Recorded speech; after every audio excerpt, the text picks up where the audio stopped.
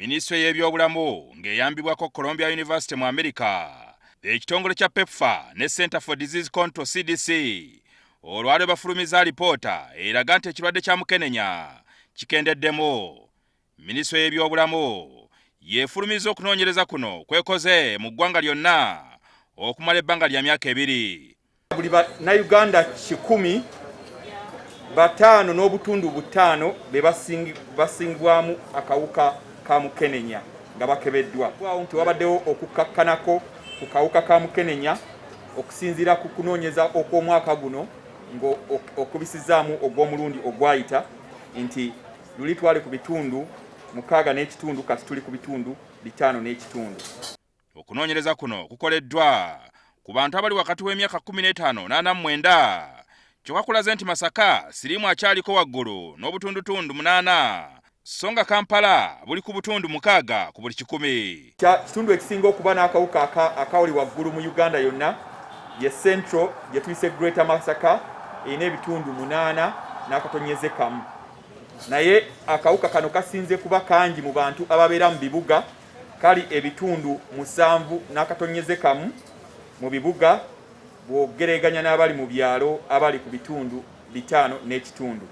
Bano bakizudde nti obulwadde butono wakati w'emyaka 15 ne 19 ate bungi mu bantu abali wakati w'emyaka 45 n'ana 9. Ebitundu ebisinga okuba wansi emyaka ejja wakati myaka 15 n'okutuuka wakati w'emyaka 15 19.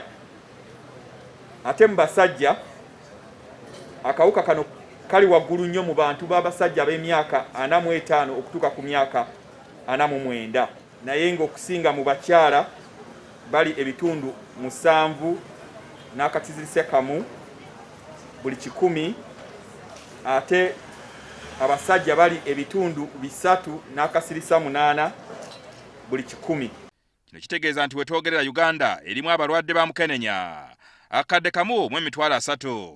Newankubadde ekirwadde kino kikyegirisiza mu Bannayuganda, abakugu batubuulidde nti ku balwadde Uganda beerina ebitundu 7.5 ku buli 100 akawuka kakendera mu mibiri gyabwe kubanga baateekebwa ku ddagala.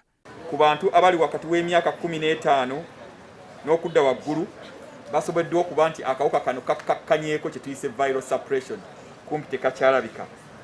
Omubaka wa America mu Uganda asuubiza ng'eggwanga lye bwe ligenda okwongera Uganda obuyambi okulwanyisa ekirwadde kino okutuusa nga kirinnyibwa ku nfeete. Since 2003 we've invested over $4 billion in PEPFAR, and as we look at our other activities in 2020 the sum total of US investment in Uganda was $953 million.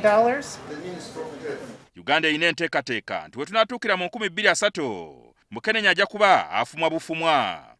Jingo Francis, NTV, Akawungeezi.